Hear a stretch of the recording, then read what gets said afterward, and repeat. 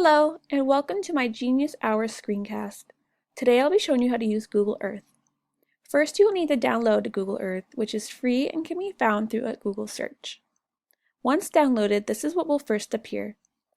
Google Earth is a geobrowser or virtual globe that uses geographic data and satellites to represent the Earth. How you navigate through it is clicking and dragging onto the globe in any direction you want, and it will move in that direction. Another type of navigational tool are these buttons and sidebar on the right hand of the screen. The top button is to drag the Earth in the direction that north is facing.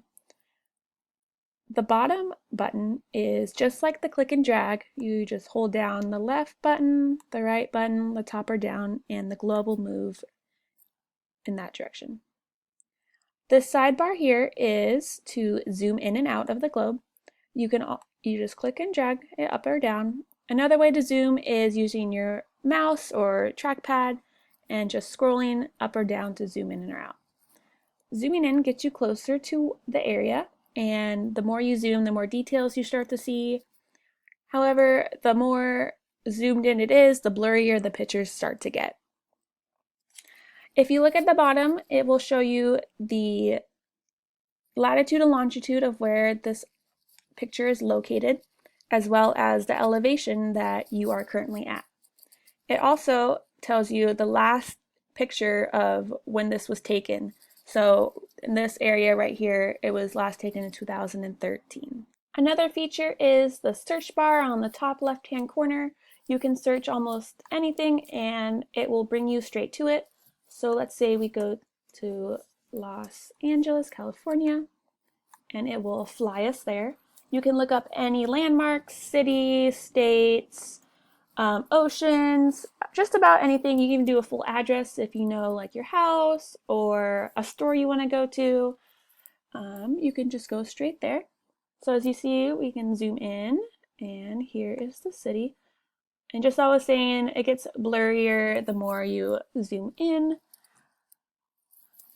Now on the bottom left-hand corner, you can see there are layers. And layers add more details to the map, and there's so many between borders and labels and places and roads to choose from, and you can turn them on and off, whichever ones you like or don't like. So let me turn off the layers so you can see what it looks like without. It's just plain. And if we zoom out, I can show you what it looks like without the borders, so like the state borders and stuff like that. Let's say we add it back in, and then you can see the states and separating Canada. Places are like cities and towns and other icons like a forest. The photos layer, anyone can upload them. They are just photos of that certain place. So let's say we click on this photo and you can see what it looks like and possibly other people's images. And let's go back to Los Angeles so I can show you the 3D layer option. Without it, it's just plain and flat. Let's zoom in to Los Angeles.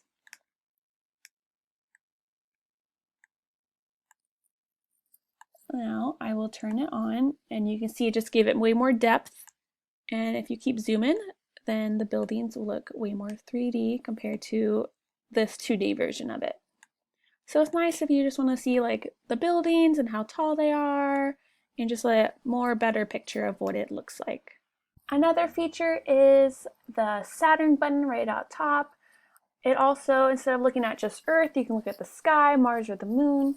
So let's look at the sky, and you can explore the stars and different planets that you can see. And just like on Google Earth, you can use the search bar to look up like a galaxy or whatever you're interested in. Let's say the moon.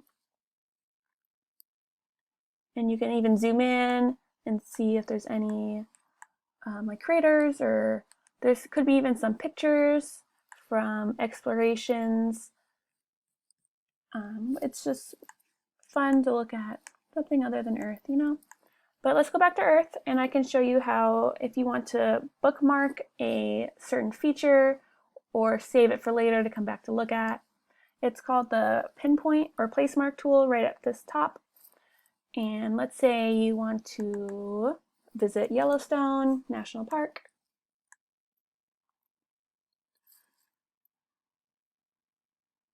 Let's fly on over there. And you really liked it and you want to come back and look at this area again, you can just click on the pinpoint and you can rename it if you want. You can add more pictures, like if you have your own picture or a link to, let's say, a description or a website that talks more about the Yellowstone National Park, you can add that here. And then once you hit OK, it placed the pin. And it is also on their places section on the left-hand side. And say, let's zoom back out and we're in a different area.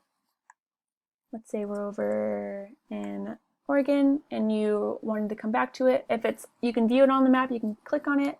Or if you double click on the places of your pin, it will zoom you right back where that pin is located. Lastly, there's the historical imagery tool, which is really fun. It's located right here next to the sun. If you wanted to know what a certain area looked like in the past, this tool allows you. So let's say we go to New York City. And let's see what it looked like in the past. You can pick the year, or if certain areas only allow certain years of whatever was captured.